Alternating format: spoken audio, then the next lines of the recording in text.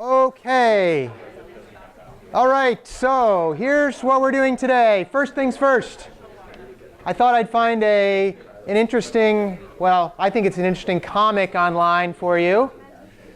This is an XKCD. If you haven't started reading XKCD, I'm actually very envious because you could spend the next 2 weeks reading XKCD and laughing like really hard a lot. So that's what this is. This happens to be on ineffective sorts. I will not explain the jokes to you if you want to read these in detail and figure them out, but I think they're kind of funny, but in kind of a nerdy way. All right, so I'll leave that up for another second while I chat about today. Here's what we're going to do today. We're going to talk briefly about a little Unix tip of the day. The other day I mentioned the SED program, and I mentioned these things called regular expressions. And we will talk about regular expressions in a little bit of detail and maybe whet your appetite for those a little bit more. People are reading and hopefully enjoying these. Panic sort's kind of funny if you ask me. Fast Bago sort, not sure that's actually real, but hey, you know. All right, anyway, I'll let you read the rest of this later. Maybe at the end. It's kind of funny if you ask me. OK, so today we're actually getting to this topic that I've been kind of promising you the whole semester so far, right? Called hashing. And hashing is really an amazing development in data structures. OK, as it turns out, many languages use hashing underneath the covers because it's just that good. OK, it does have some pitfalls, and we'll talk about those, but really, it's a really great data structure. So you should probably know this. And if you ever get interviews, many times, I've been asked about hashing lots of times in programming type interviews before. So you will see this a lot. OK, any questions before I get going? We're pretty much done with grading homework 4. The slow one in this case is me. So I've got like 2 more to finish grading, and then we'll be done with that. So I'll post them hopefully by the end of today or tomorrow. While I'm thinking about that, are there any questions in particular about homework 5? We're getting down to what? It's due is it next week after next, I guess it is? Next Friday. So if you haven't started it yet, you really should. What else? Oh, I also started looking at the midterm feedback that you guys did in lab. Thank you very much for your feedback. Some very good constructive feedback in there. I think one of the biggest comments I've noticed so far were people saying, hey, some people ask most of the questions and you don't let other people answer. So I will try to do a little bit better there of like waiting a little bit more for other people who want to participate to answer. A lot of times it's like many of the same people participating, but that's because they like to participate. So I'll try to do a little better there. Otherwise, obviously there were comments about, oh, it's too fast, oh, it's too slow. I mean, it's, I can't please all the people all the time, right? And I try to do something in the middle. But if it's too fast for you, there's office hours. Please come see me. If it's too slow for you, look, every assignment has an above and beyond capability. You can always do something above and beyond the assignment. If you're worried that, oh, I'm not getting my programming skills tested enough, do more work on your own. I'm not going to force you to, but don't complain to me when you don't have enough work. Right? Do more stuff on your own. OK, that's totally up to you to do. But anyway, I'll have maybe some more comments on midterm feedback in the next week or so. Yeah, Alex? Does this class have a final project? There's one more homework assignment after this one, which you can consider a final project. It'll take 3 weeks, and it'll be intense. It's an intense project. Yeah, so just so there's nothing other than another homework assignment, which is just these ones have been, the first assignments were like this big, and then the next assignments were like this big, and this last assignment is maybe this big, and then the next one is like this big. So it's like bigger. That's the big thing. OK? It's more intense. I'll give you that. But from the people who have done it in the past have actually thought it was a very good assignment. So that's good. Yes? We do have a final exam. I am in the process of trying to get a bigger room than this one, because some of the comments on the mid-year were these desks are way too tiny. That's the first comment. Second comment is, turns out your exam is actually first. So I will let you take it either first in either section if I can find a big enough room. So right now, I don't want to make you guys crunched in with all the people from the other section who want to take it early. So if I get a bigger room, I will let other people do it. But that's that. Any other questions on the final or any logistics? Wait, since No, it's not the last day of class. It is before I thought it was going to be in the labs, it's not. It's going to be just like the mid-year in probably either in here or a bigger room. I will make sure you know. But Piazza has the actual dates listed. Like you go to Piazza and look up final and it says the actual dates. Okay. Anybody else? Yeah. Is it, like, I mean, they're always cumulative in the sense that, like, you can't do any coding if you don't know the other coding. But, like, is it a focus on since the last one? Haven't decided yet if it's going to be a focus on the last one or not. Most likely, I want to test you on new stuff. I'm probably not going to ask you a huge linked list question, right? But I will ask you hashing, and I'll ask you trees, and I'll ask you, well, we did do a little bit of trees before that, but I'll ask you some stuff that we did, AVL trees, for instance. We didn't cover that on the mid-year. So stuff like that. We'll get to more of that later. Don't stress about that yet. Anybody else? OK. All right, so Unix tip of the day. So I mentioned the other day there's this thing called sed, and it allows you to search through files and do searches and replaces. Well, the underlying technology is this thing called a regular expression. And regular expressions, as I said, you will learn all about them in other classes, but they're really pretty cool, and I wanted to just introduce you to them. OK? Many times they're abbreviated regex. So if you ever hear somebody say, oh, I used a regex on it or a regular expression, that's what they're talking about. OK? And it's just a sequence of characters that is what you're going to use for your search. OK? Here's the most basic character, a single letter, right? Or a single character of some sort, right? So the single character A, if that's my regular expression, what's it going to match in the apple was eaten? It's going to match all the A's. Right? Sometimes, depending on how you ask for it, it may just do the first one, but let's assume we're doing the whole line. And it matches by line. It goes line by line by line by line. And each line, it says, where are the A's on that line? And if there's any A's, like that's what it returns. Okay? If you want to match multiple letters that aren't necessarily next to each other, you can put them in brackets. Right? EA would match all the E's and all the A's, so it's that one and that one and that one and that one and that one and that one. Right? And that's how regular expressions match multiple characters. Okay? You can match ranges, which is kind of cool too. If you want to match A through M, you put a little dash. Right? A through M inside the bracket says match anything in the first, basically, whatever that is, half the alphabet, right? Up to M. Boop, all those letters would get returned if you were, or that line would get returned because it matches on there. Okay? All right. What other stuff do we have? We can use wildcards. So if you want to match a single character but you don't care what character it is, use a period, right? So A dot dot would match A and then any two characters after that. APP, AS period, or AS space. I had a hard time making the space red, right? It's a space. But anyway, and then ATE because it's A anything, anything. That's how you can use regular expressions, right? The star character matches what we call 0 or 1 repeats of the previous character.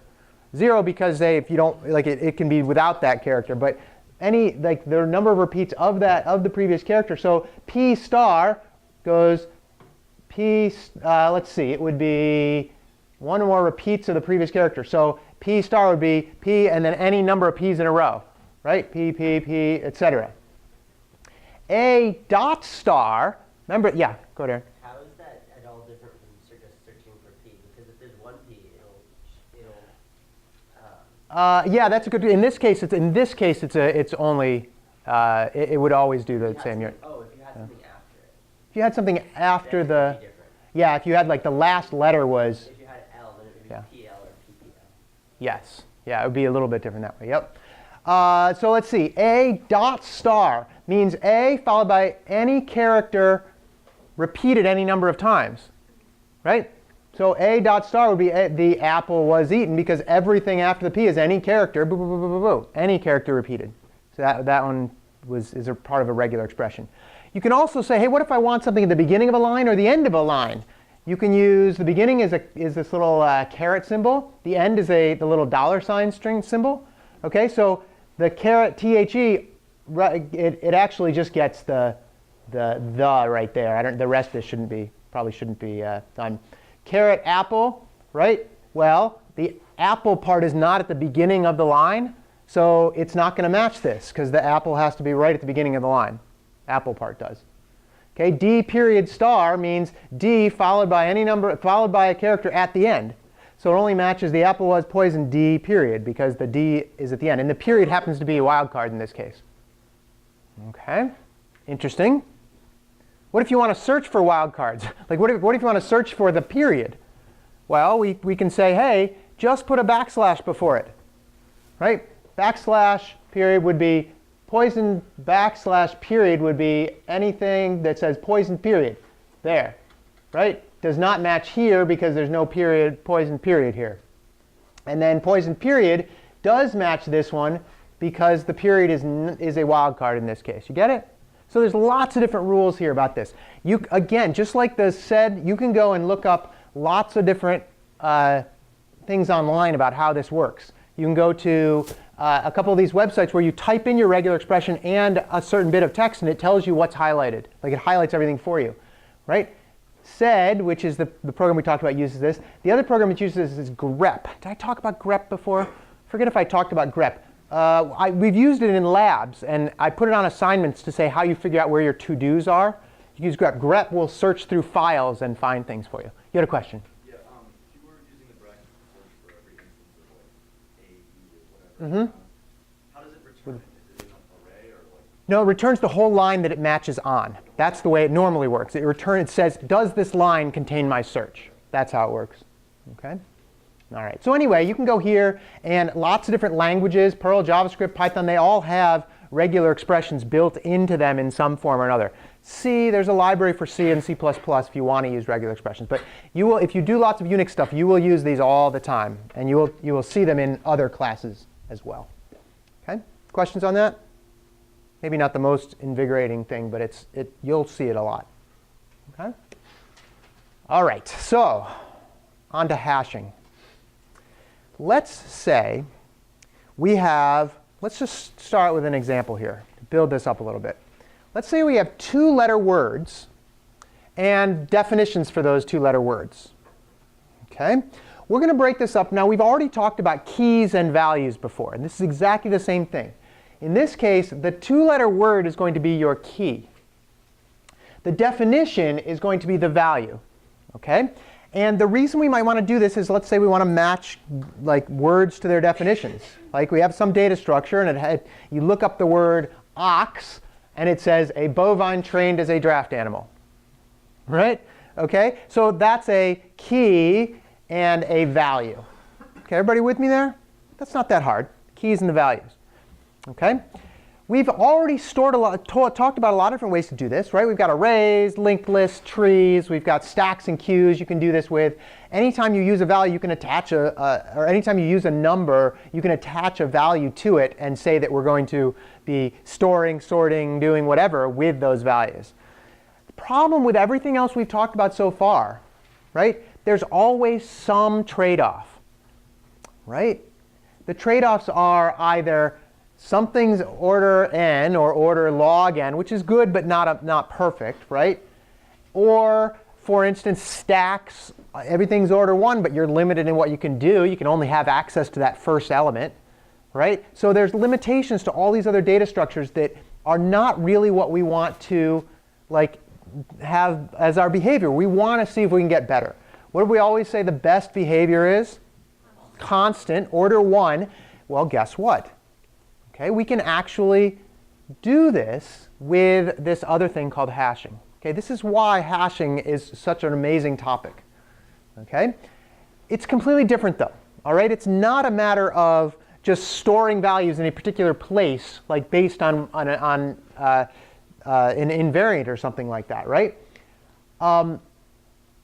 What it is we have to take whatever key we're looking at and then perform what we call a hash on that key. Okay? Hashes, we'll talk about what that is in a second, and I'm going to give you an example which hopefully will put it right in your brain about what we're trying to do here. The values returned by a hash function are called hashes, hash codes, hash values, lots of different things we call them, but basically they're saying, here's a key, here's something else that represents that key that we're going to deal with. That's what a hash is. Okay? And what we're going to do is we are going to hash you guys. Okay? if you've noticed, around the room I've put a bunch of numbers. 0, 1, 2, 3, 4. 4 is way back in the corner. People on this side can't see 4. 5 is behind Cam over there. 6, 7, 8, 9 down here. Okay? Every digit known to the base 10 system is up on the wall. And what we are going to do is we are going to hash you guys actually by your birthday. Okay? And here's what we want for a hash code. We're going to hash by your birthday. You'll see what I mean in a minute. We're going to come up with this thing called a hash code. And what we want is it to be compressed. And in other words, you compressed into the 10 numbers here. Okay?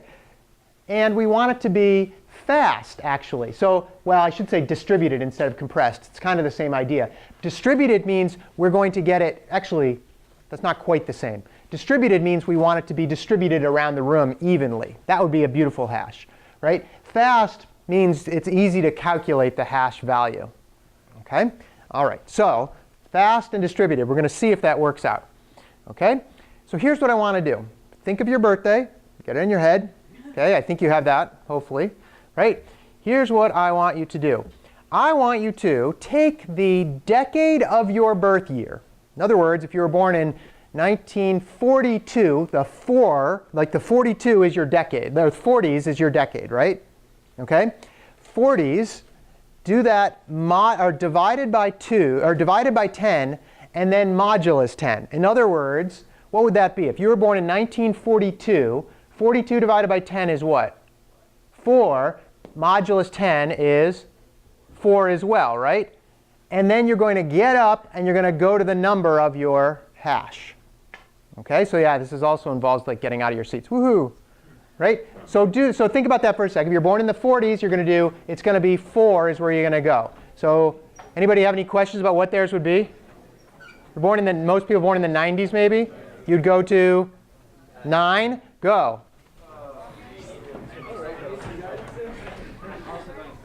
Okay.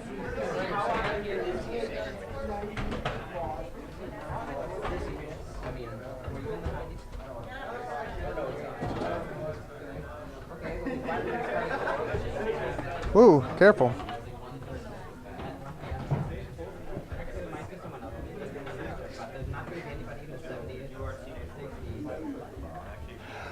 Okay, so this tends to work out this way. I know people are crunched up back there, but I assume you guys are coming down this way because I assume like you weren't born in 1963 or something, right? Probably weren't born in the 70s. If this room was bigger, right, you would all probably be crunched right over near that 9, right? Okay, first question. Was the hash fast? Was it hard to figure out your hash? No, it was very easy. You divided by 10, you did the modulus 10, pretty easy to do. Fast, check. Is it distributed? No. Is anybody standing back near the 5 or whatever, right? Because nobody was born in the 50s. I'm not telling you where I would be, but I would not be in the 90s, but it would still not be very distributed, right? Because nobody was born in the 0s or 1s. Well, you guys? Anybody born in the 2000s? You'd be kind of young here, right? 2000s, right? I guess if I do this in a few more years, I'll have some people that'll split, will be bimodal or whatever, right? But no, this is not distributed. Okay, so this is not a particularly good hash function. All right? Fast, yes. Distributed, no. Let's try another one. The last digit of your birth year. Okay, so if you were born in 1978, right, you would go to 8.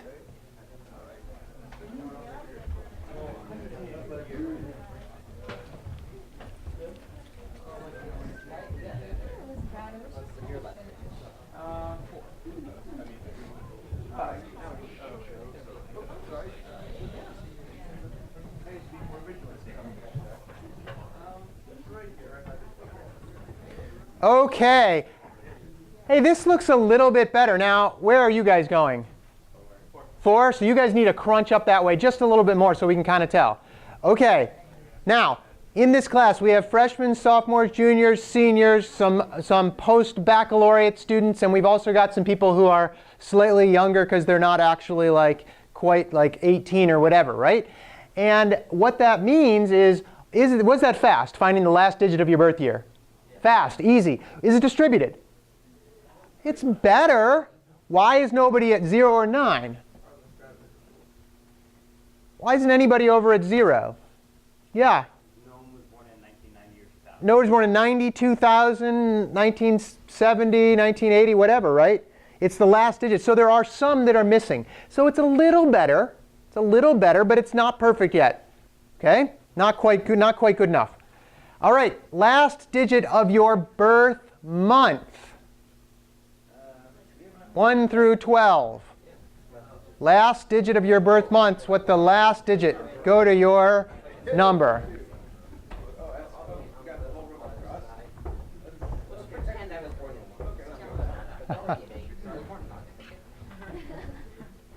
Ah, now we're feeling a little less pressure, right? Getting there. Okay, so we are now, was that fast? Last digit of your birth month? Yeah, that's pretty good. Is it distributed? Ah, it's much better. Where, if we could see, if we had a bigger room and there were more people, we'd be able to tell, but where are there going to be duplicate days, or duplicates? Why 1 and 2?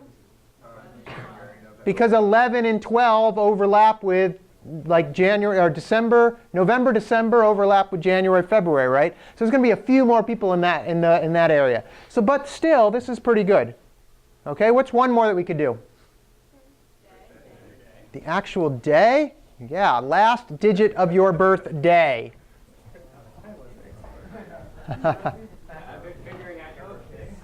I know, you've been figuring out everybody's birthday.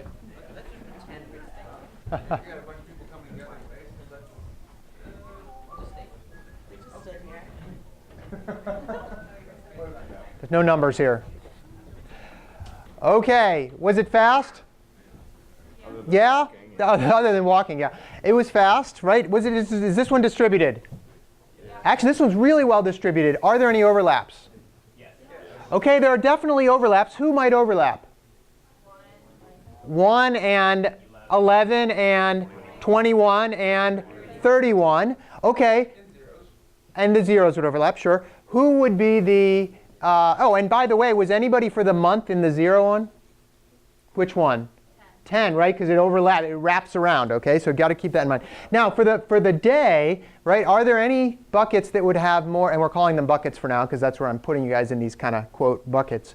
Are there any buckets that would have overlaps or more than the others? 1. Why 1? Because it has 31. It has 31. What other ones? 0 because it has, oh, well, it has 30, but it doesn't have 0 because nobody is born on the 0th of the month. So that one right now, but definitely 31.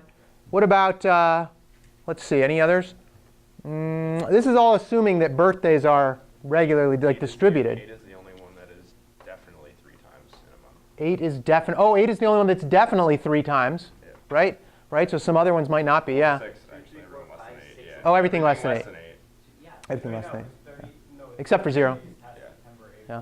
Yeah. 9 and 0 would have less. Yeah. Well, so anyway, but you kind of see, this is also fast, and this one's pretty well distributed. So even given like one number, which is your birthday, right, we can find lots of different ways to do this weird hashing thing, and hopefully we can distribute you, right? You don't all want to be sitting next to the 9 again, right? That would be a bad hash function, okay, which crunches you all down here. Okay, back to your seats.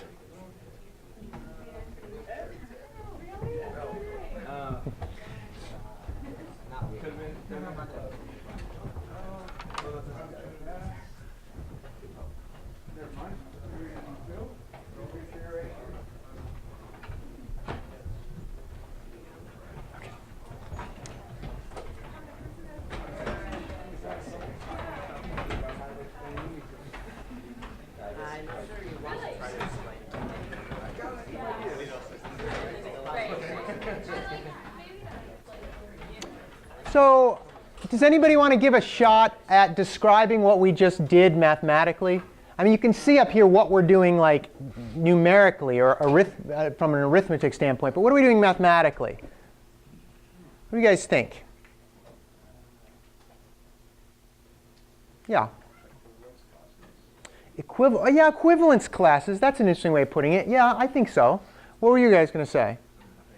You are we're definitely mapping some digit, but what's the key here is this little guy, right? Right? The modulus 10 meant what? How many numbers did I have to print out today? 10. I needed to print out just the digits. Right? If we did modulus 11, well, then you could have ended up with an 11, and I would have had to print out another 11 and 12 and whatever. And things might have been a little different, but in this sense, this is in some sense wrapping around. Remember how Q's wrapped around? Right? We have a circular Q, and how do we do the wraparound? We do it with the modulus symbol. It's exactly the same thing. If you think about the numbers around here being one big circle, when you find that hash function and you perform a modulus of 10 on it, you are mapping to a fixed number of buckets. Okay, so that's another important part about this whole hashing thing. Okay, all right. So let's go back to our like two-letter words mapped to or two-letter words with their definitions. Okay. We said that any algorithm, well, we didn't really say this, but this is what has to happen with a hash. You have to map data to a number. In this case, we did the buckets 0 through 9. And it has to be deterministic. In other words, you can't say on one day, oh, I'm going to map to 9 based on my birthday, but then with a particular hash. And then tomorrow, well, something's different about my birthday. It's going to hash to 2 now. Right? For the same hash, you can't. It has to be deterministic. It can't change based on some other property, right? Like you wouldn't want to have your hash based on like the current day of the year or something like that, or based on what day of the week your birthday is this month or this year, right? Because then it would change every year, right? And so you wouldn't be able to do it distinctly. You want to be able to say, I know exactly where that is going. It's got to be deterministic. So here's one way to do it. Okay, we showed another way earlier, but here's one way to do it with just straight up numbers. Okay? Remember, if we have characters, our characters go from 0 to 26, or I guess 0 to 25, right? If you have A being 0, and we can map it that way. A is 0, B is 1, C is 2, etc. Z is 25, right? One way to hash this, if we wanted to hash the word ox, right? O happens to be 14. And we can do it this way. We can say 26 times the number, the amount of the first digit, plus 1 times 23, which is the number of the x. Why does that work? What are we kind of doing here? What are we kind of doing here?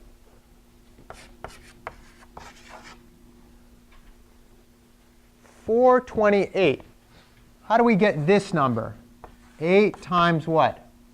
1 plus 2 times 10 plus 4 times 100. Isn't that basically this too, except this is now like base 26 instead of base 10? Right? It's the same idea. In other words, you're just saying, fine, figure out what these like OX maps to based on a very simple hash. 26 times the value of the first character plus 1 times the value of the second character. In this case, ox happens to go to the value 387. The word at, the word at goes from 26 times 0, because A is 0, plus 1 times 19, which is the T, is just 19. Okay, that's one way to hash this. Yes? So does deterministically mean that every word has a specific number, or does it mean that every number has a specific word? Because in this case, both are true. Doesn't mean either, really. What it means is for a particular number, it will always be the same answer. That's all it means. So, or for the particular, in this case, for the particular word, the hash will always be the same. Every word has a specific number. Yes. Okay, if you want to say it that way, every word has a specific number. But you can't say it that way because you might, well, in this case you could say that. This is not true in general because you can have two words coming to the same number, but that's a different story for a few slides later. Well, that's what I mean. Every number doesn't necessarily have a specific number. No, right. It does in this case. In this case, it does. Right? In this case, you can't find a word that has, it's kind of like saying, are there two numbers that have a different number? Right? Or rather, are there two words that have the same number? No, that's not even what I want to say. Are there two numbers that have the same number? That's kind of it. I'm getting there. I feel like Willy Wonka sometimes when I'm trying to figure this out. Are there two numbers that have different numbers You can know a number from the that are the same? What's You that? can know a number from the word, and that's determined. Yeah, you can know a number from the digits in the, You yeah. can't know the word from the number. Well, right. In this case, you can. But Right. it's In not this case, you common.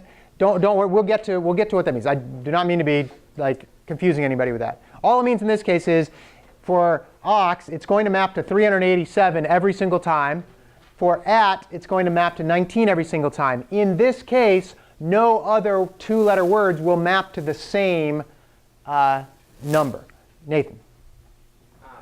You haven't compressed anything.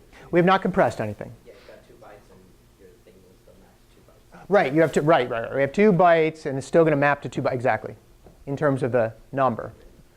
Yeah, we have not compressed anything yet. You're absolutely right. Okay. So the question really is, does this actually give us this like order 1 constant behavior? If we want, right, we could have a big long array, okay? And in that array, if there's a value at 19, that means that the word there is at, right? Isn't that case? Because at's the only one there. And if we go to 387, we can put ox there. If we want to find ox and see what its definition is, because we're going to store the definition down here. If we want to find the definition of ox, we apply the hash function, get 387, and look in 387, and there's the definition. Constant behavior. Because you just quickly find the number associated with it, and you've got an array which says, bing, it's right at that index. You had a question? Yeah, wouldn't T also be at the same address as at? No, T is going to be well, no, because it would be, let's see. T would be, they're all 2-letter words. Yeah, they have to be 2-letter words. Yeah, good point. Yeah. Yes? Is the complexity of are the complexity for the operations that we're using, are they limited to the complexity of the hashing function itself? Well, okay, is the complexity of this limited to the complexity of the hashing function? Kind of, but think of it this way. Forget about what the complexity of the hashing function is. Just know that it's relatively fast. We don't have to do much. And it is certainly not based on the number of words we have in the, if you add more words, your hash function doesn't take any longer. Now, if you added 3-letter words, 4-letter, slightly different story, but not a big deal. But yeah, good question on that. Okay, but we kind of get what's going on here. If we had an array, we could set it up so that that ox goes to 387 every time. If we look up ox, we know it's going to be at 387 because we hash it to 387, and there it is. Good? Okay. How long would our array have to be for 26-letter alphabet for 2-letter words? I hear over here 26 times 26, because you need a place for every different one of the values, right? Okay, well, in this case, we'll get to there in a sec, right? Yeah, we already kind of went over this. The hash key, once we map it, we look directly into the array, and there it is. Okay, that's why it's fast, because this is fast. Back to this again. If we want to store these, we said 676 characters or digits in our array, or I should say spaces in our array, right? Okay. All of the 2-character words hash to between 0 and 675, all of them, right? So that's kind of nice. Okay. It's kind of nice until, well, let's look at the definition of this. Anyone know what this is? Nobody does? Too bad. This is actually the Scheme language. It's also known as Lisp. It's one of the first programming languages. I forget why I threw that. Oh, I know. Last year I had people who had actually taken Scheme. Here it is in C++. C++, number of letters, 26. The number of words is 26 times 26. We could do this, actually. We can define it that way if we want to.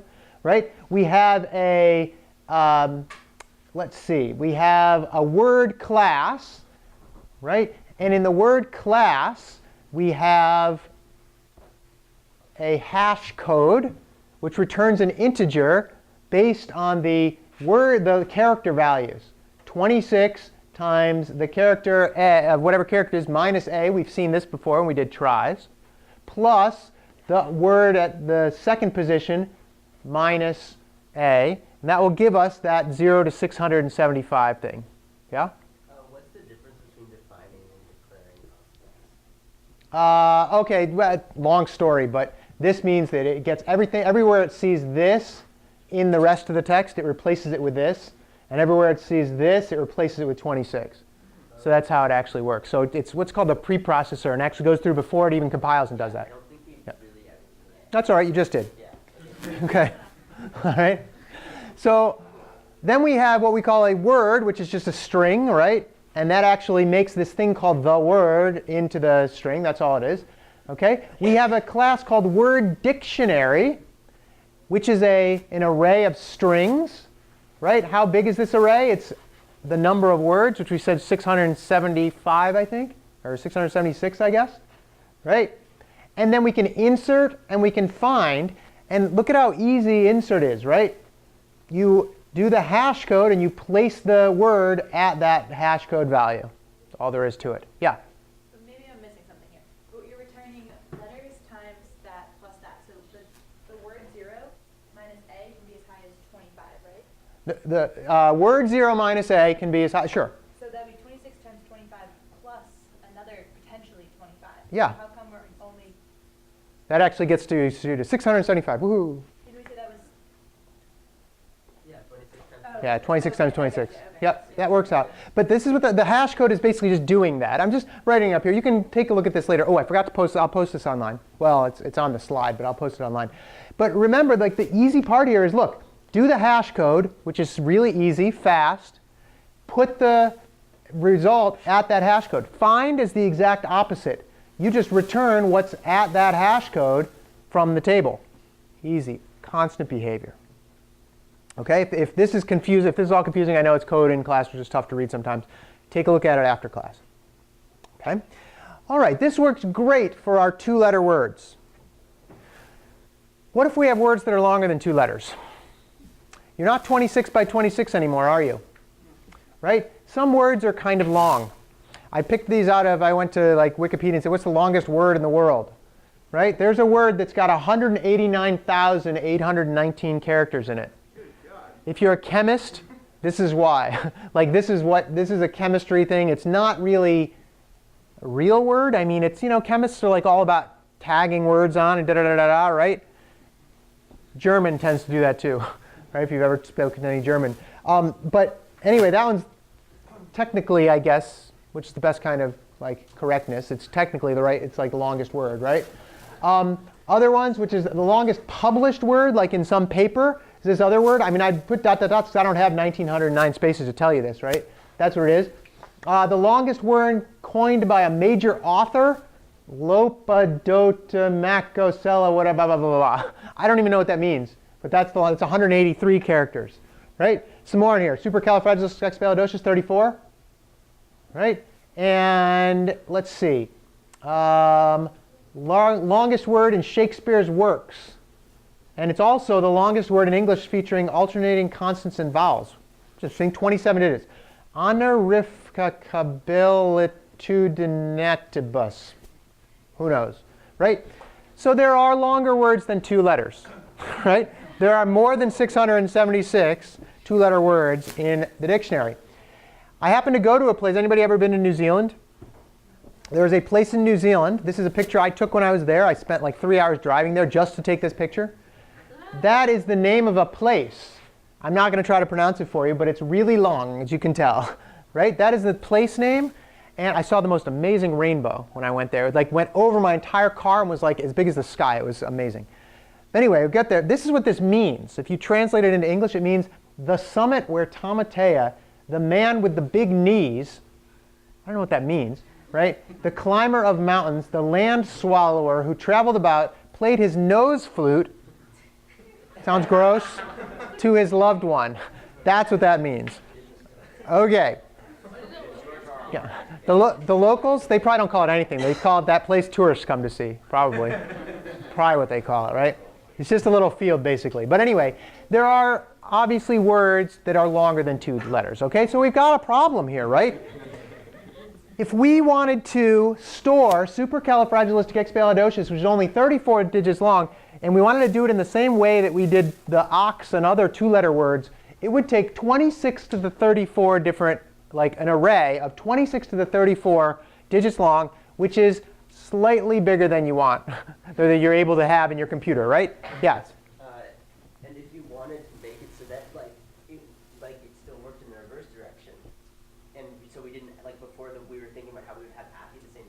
Yeah. You actually have to do base 27 to account for like a blank. Oh, to account, well, I'll do account for, sure, but we're just going to talk about like lowercase words right now. Right. That's all we're talking about right now. Either Now, way, it's huge. either way, it's huge. And this is, yeah, this is like, let's see, 2 billion is 2 to the 32 is 2 billion, or 4 billion, 2 to 32. So 26 to 34, we're talking like billions and billions. And now, what would be nice about this is that every combination of 34 letters would fit in our thing. But how many words are there that are like, how many words are there that are one digit or one letter off from supercalifragilisticexpialidocious?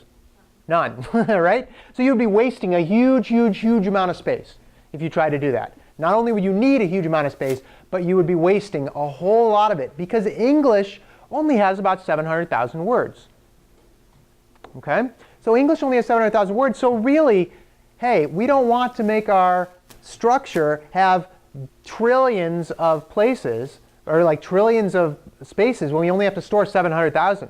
I don't care if it's a perfect order 1 constant behavior. It's just not going to be, you're never going to be able to do it effectively. So there's the big issue with that, right? Okay, let's see. Yeah, there we go.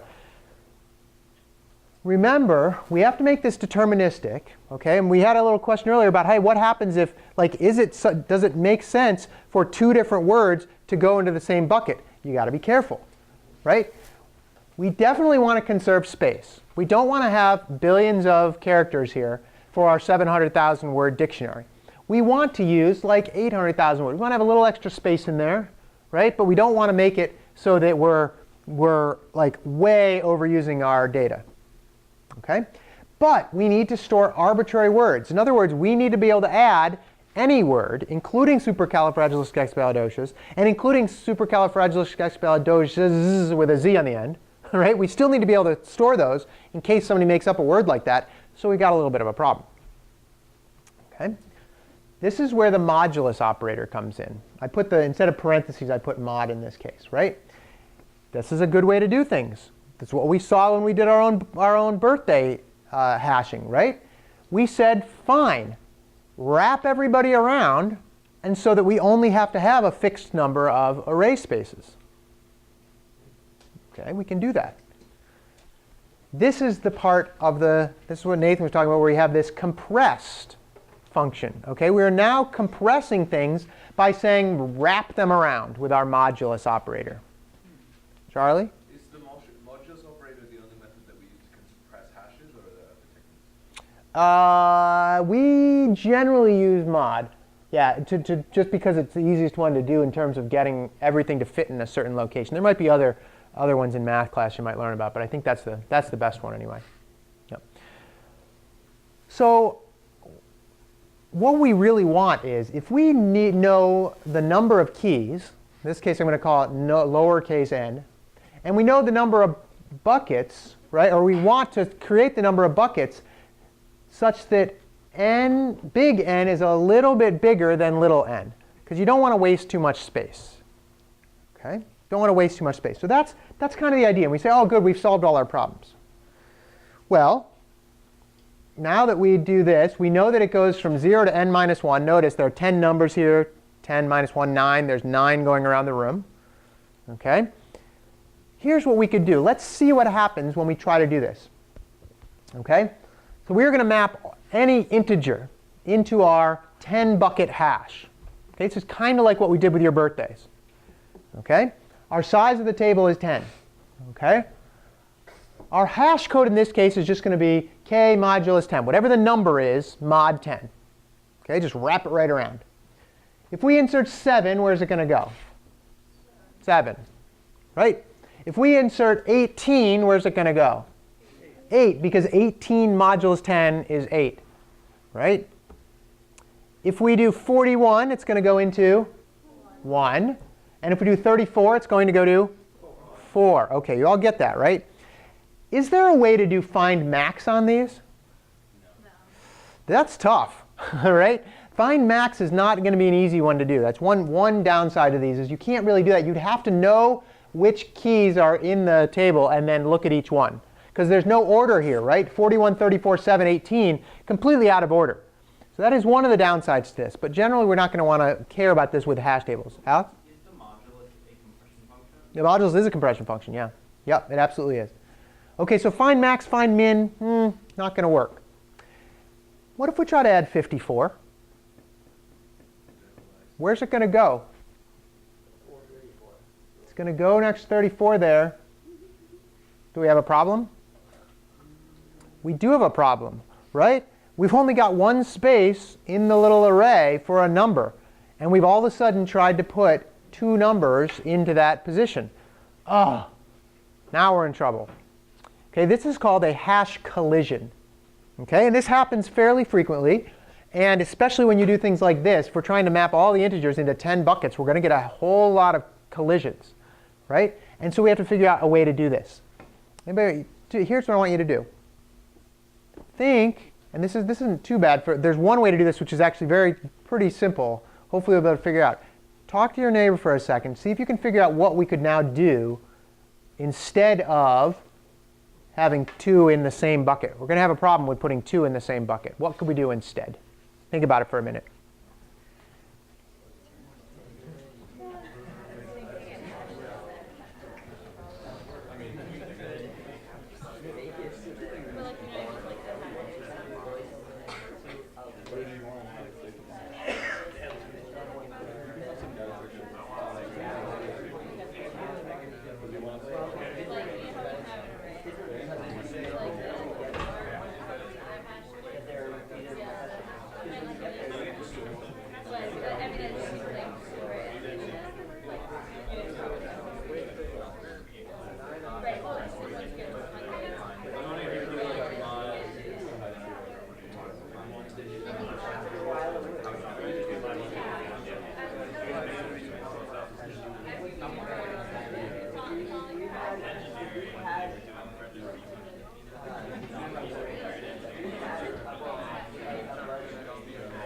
All right, what do you think?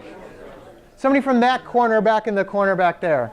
What do you guys think? What's something we could do to fix this problem? Francesca? Oh, an array of arrays. Sure. You could have this little guy just be an array of numbers, right? That's actually a great way to do it. What's a very equivalent way to do it that might be just fairly easy? Yeah?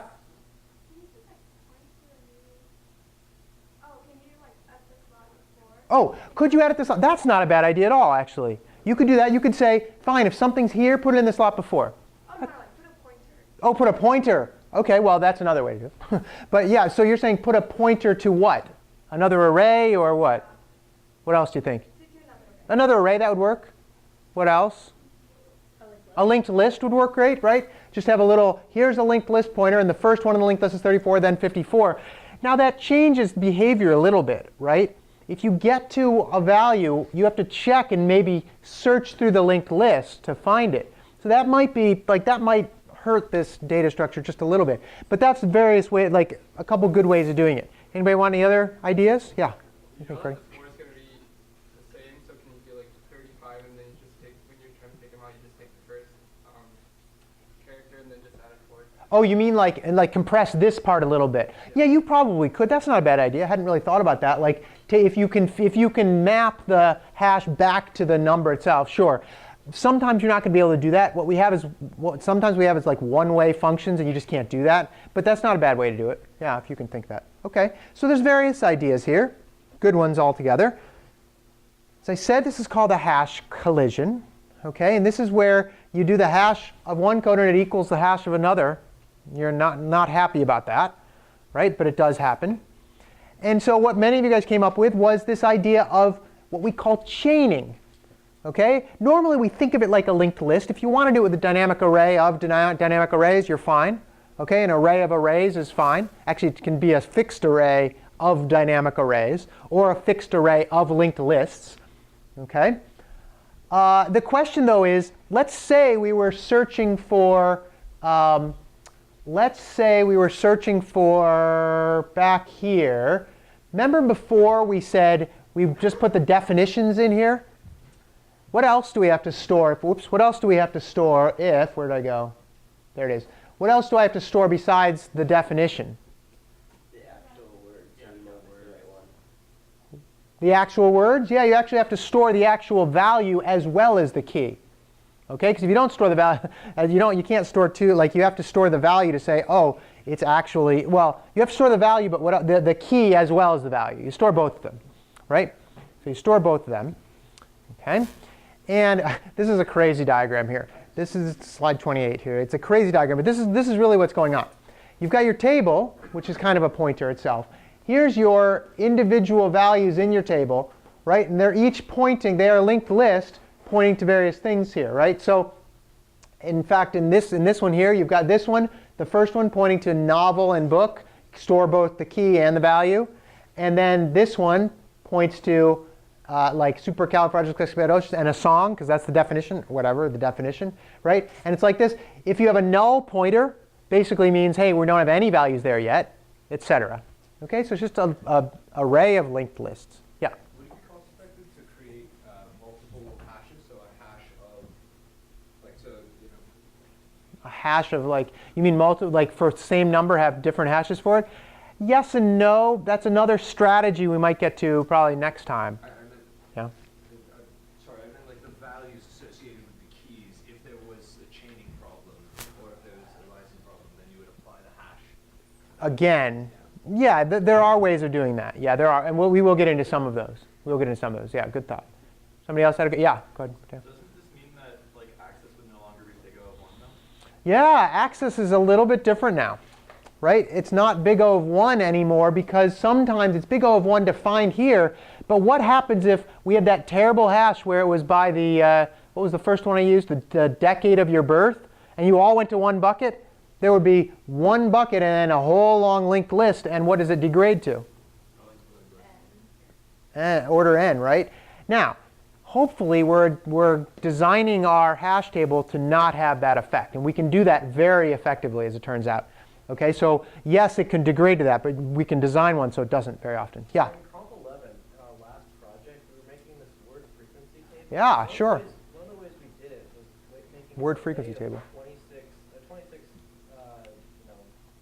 you know, An array of a 26 linked list, yeah. and yeah, each cell with a list. Yeah.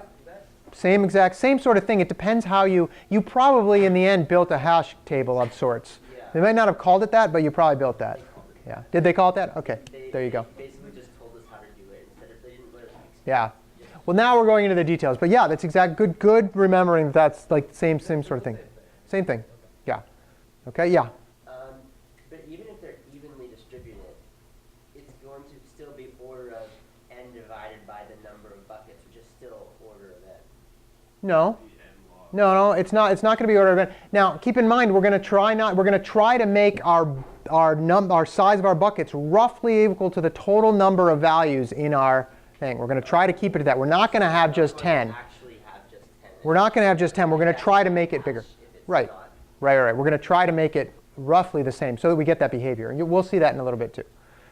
Okay, so we kind of already talked about this. We've got a few different types of operations we can do. We can do insert, we can do find, and we can do remove. Okay, we went through most of those except for remove in the actual code. Okay, you insert, pretty easy to insert. Hash the key, compress it to determine the entry in the bucket, insert it, right? And you may need to do it into a list. So you insert it into the bucket's linked list if you've got one. Find, hash the key, go to the list that bucket is in and search down through the list. Okay? And then remove is the same idea. Hash it, search it, and then go ahead and remove it from the list, and we know how to remove from a linked list. Okay? Again, you're absolutely right. If you do it poorly, you can end up with order n behavior, but most of the time we won't do it poorly if we can help it. What happens if you had two entries with the same key? Let's say we added 44, which has a value of, value of, I don't know, zebra, and a 44, which also had a value of giraffe. What do you do? Yeah. you increment the count of that value? Well, could you increment the count?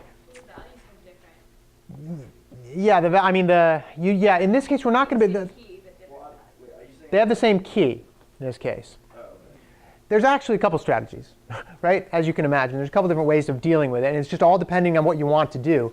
You could replace the old one. Python does this. If you take what they call a dictionary, which is basically a hash table, and you say, insert another value, and it's already in the table. The old one gets just deleted, thrown away, and the new one goes in there. Right? That's one way to do it. Or you could design it so that you can actually remove just one and you don't know which. You might want to do that. Right? You could also have it remove all of them or return all of them if you wanted to do that. I mean, there's lots of different ways to do this. Now you're kind of delving into like the next level of linked list or next level of hash table behavior. But it all depends on what your application is, okay, and what your trade-offs are. Okay?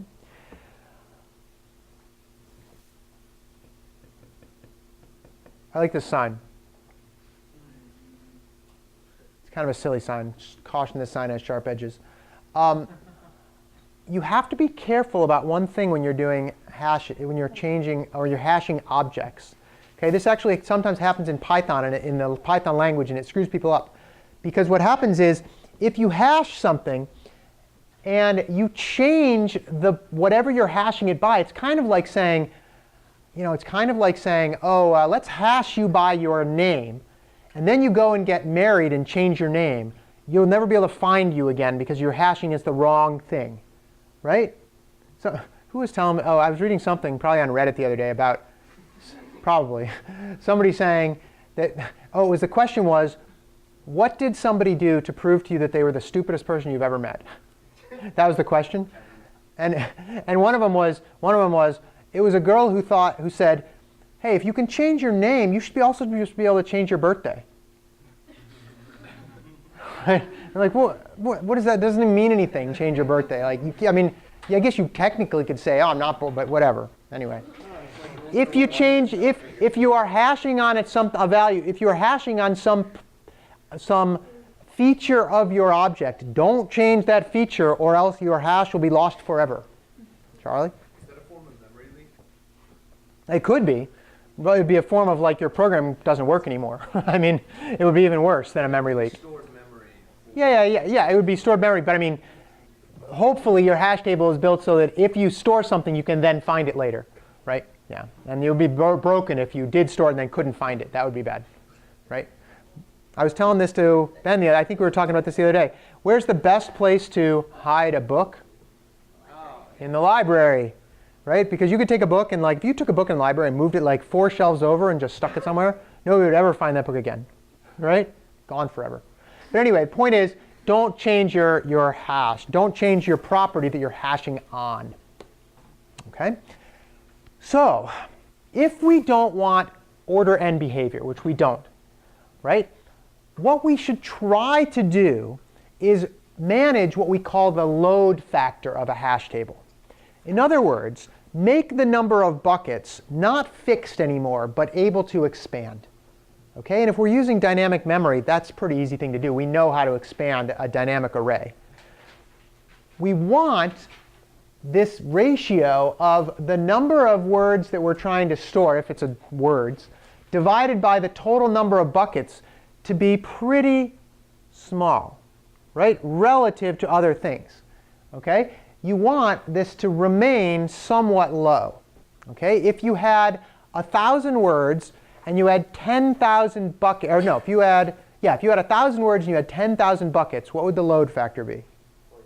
0.1, because 1,000 divided by 10,000 is 0.1, right? You want it to be relatively low. What's low? Well, depends. Most hash tables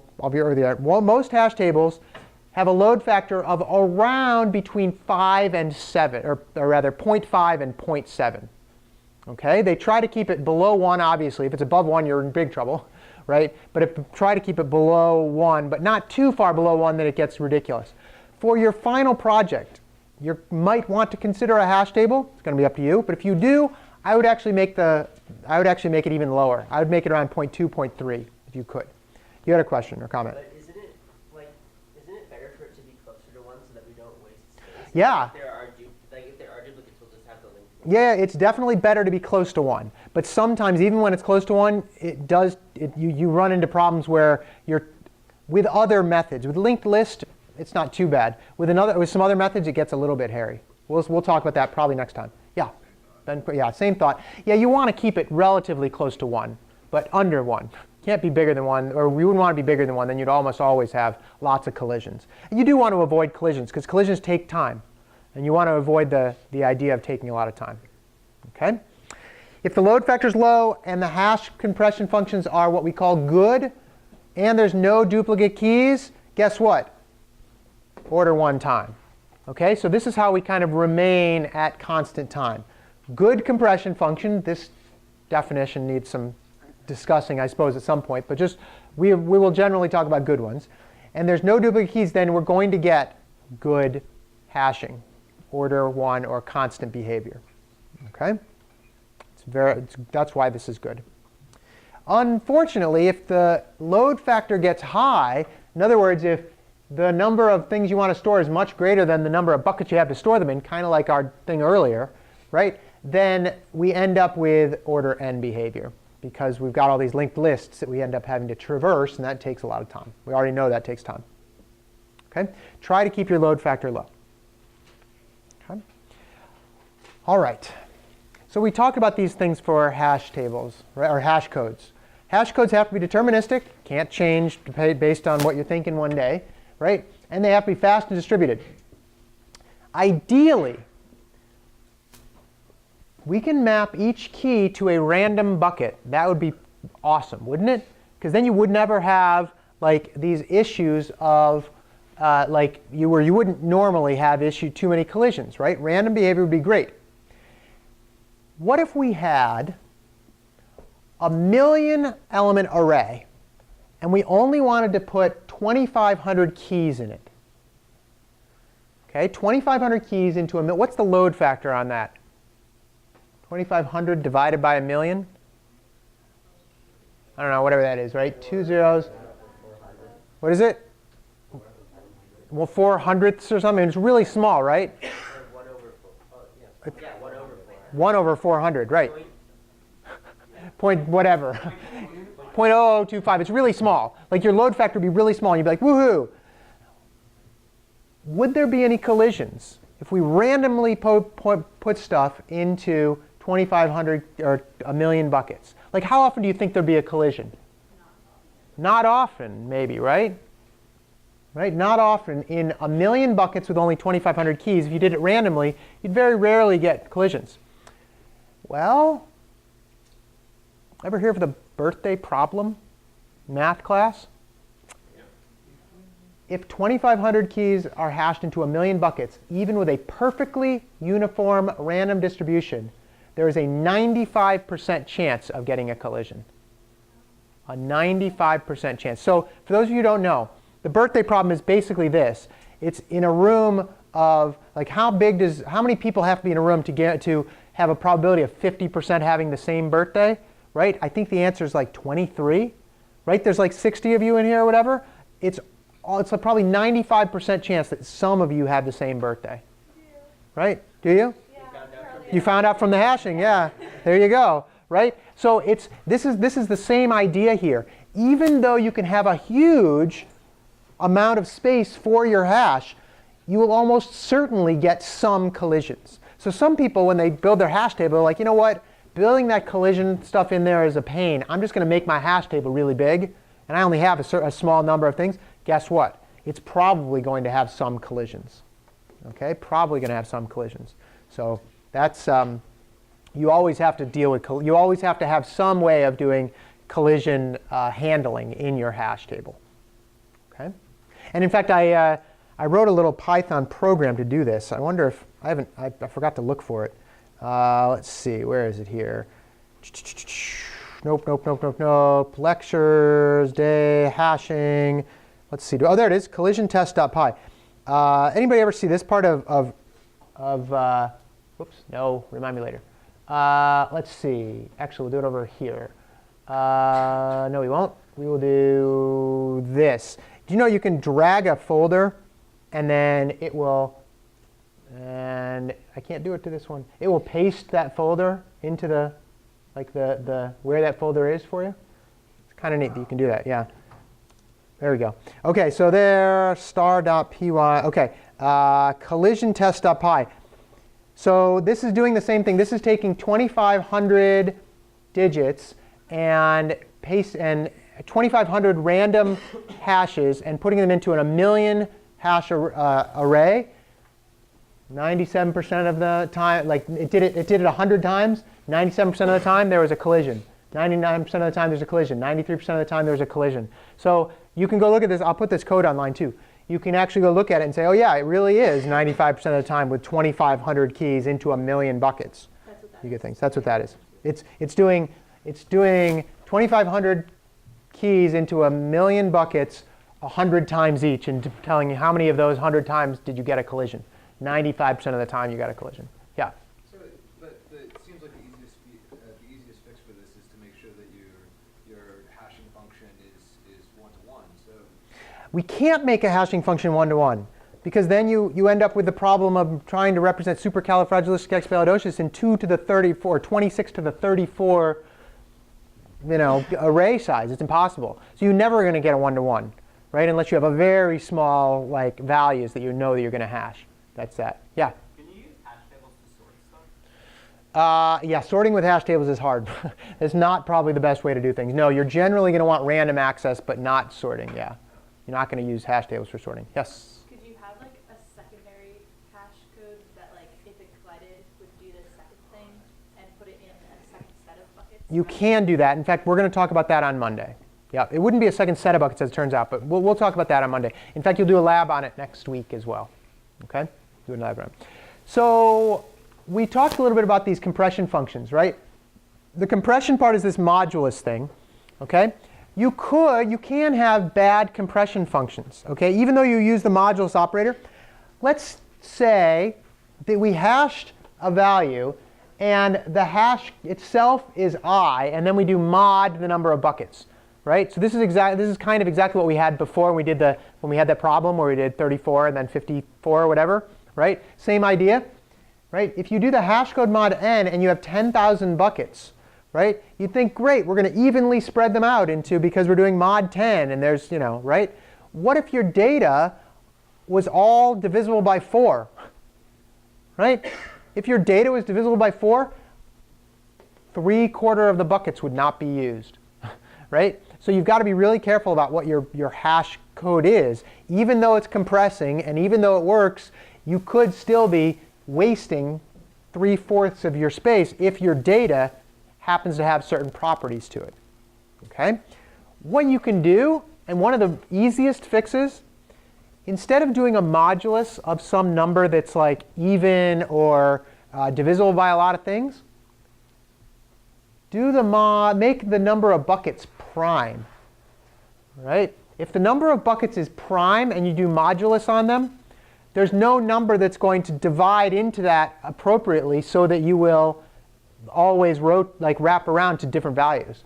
Okay? So the number of buckets is prime, you're going to be in much better shape than if it's not prime. Yeah? Can you have a hash table? Is it even possible to have a hash table with different types of data, or would all data types have to be the same? No, you can certainly have different types of data. Python does that. You can put whatever you want in a hash table. Yeah, you can put whatever you want. You've got to be a little careful when you get it out because you've got to know what it is. But you can put anything you want in there. Yep. Let's see, that's the bad hash function. A better compression function in this case is this interesting one here, right? If you have some positive integer a times your hash code, which is what we're putting into it, plus some other integer, modulus by a prime number, that's what scrambles them all up, right? This happens to be a pretty good one. Now, choosing A and B is also a kind of a research problem, right? Choosing the number that you're going to, these numbers, is a research problem. Don't stress too much about that, but this is not a bad way to do some things. And in this case, you want your prime number to be bigger than the number of, actually, it probably should have been little n. Oh no, that's the number of buckets. You want the prime number to be bigger than the number of buckets in this case. You can still do the number. You don't have to make the number of buckets prime. You can do this kind of instead. Okay. All right. For string values, the first time people create string hashes, sometimes what they want to do is they want to say, let's see, yeah, some people want to do this. They want to say, add up all the values of the characters, right? And just say character 1 plus character 2 plus character 3 plus character 4 plus character 5. It's not a terrible way to do it, but it's not great because you bunch things up into 500 buckets. Anagrams will always collide because they're the same letters. They're always going to get a collision, right? And the string length, you also have to hash. Like it takes more time to do that. What is a good? Well, let's do the rest of the bad ones. Another bad one, the first 3 letters in a word. And there's only 26 to the 3 buckets, right? Lots of words begin with prefixes. This is what tries are so good, right? We already know that, right? Not a great way to do it, okay? Let's see. We can also change the number that we're modding by to 127. Let's see. Why is that bad? I forget why that's bad. 127. There's only 127 characters in the ASCII library or ASCII character set, I guess. Not a good way to do it. Yeah, I guess there's 256. Not be used, like you don't, like you're rarely going to find a caret in, but that you're not going to find a caret in. Oh yeah, some of them are rarely used. Yeah, that's true. That's a good point. Some are rarely used. Here's a good one, right? Some big prime number. You have to trust me that that's prime, right? If your key is a key, right? You've got the string as your key. The hash value, what you're doing is you're adding, you are going by character, but what you're doing is you're saying 127 to, oh, I see, in the previous one, right. 127 times whatever the value of the key is, plus the, or whatever you've got already, I should say, plus the key value, modulus p. That will actually give you a pretty good scrambling up of your hash. So, if you want, you can use this for, again, for your final project. I'll actually give you an even better one if you want to use that. But this is a pretty simple one. If you're trying to hash strings, this will be a good one to do. Yeah? Are hash codes like this pretty, not standardized, but kind of like how sorting is kind of standardized, like everyone's going to do an insertion sort. With Oh, yeah. Good question. Is this pretty like standard? You know, it's funny. There are very good hash functions. And people those are published, and people use them. But you know what? I think there's a lot of research that's done that says this one's better than this one's better. You should probably look it up. There's probably a Wikipedia page on good hash functions. You know, probably. Okay. All right. So next time, is it Wednesday already? Yeah. Next week you're going to be doing a lab on hashing. We're going to be talking a little bit more about the load factor. We're going to have different schemes for collisions. In fact, some would say better schemes. Okay, for collisions. We're going to talk about perfect hash functions some more. We're going to talk about if there's ever a good idea for hash functions to be slow. Believe it or not, sometimes you might want this. You might want your hash to be super duper slow. Think about why that might be the case. And then where do we use hashes in the real world? So we'll get into that stuff next week. Okay, questions on hashing so far? Okay, see you guys later.